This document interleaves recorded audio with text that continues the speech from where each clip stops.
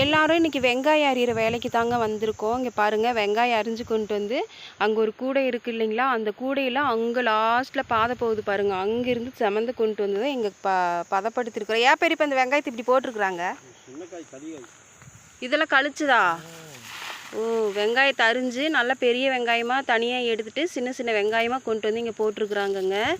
இது வந்து பார்த்திங்கன்னா பாருங்கள், இது ரொம்ப சின்ன சின்னதாக இருக்குதுங்களா, ஈரமாக இருக்குது, அதனால காய போட்டிருக்காங்க. இல்லைன்னா அம்புட்டு வெங்காயமும் கெட்டு அழுகி போயிருங்க. வாங்க பெரிய வெங்காயத்தை பார்க்கலாம். பாருங்கள், இது வந்து நல்ல பெரிய பெரிய வெங்காயமாக இருக்குது பாருங்கள்.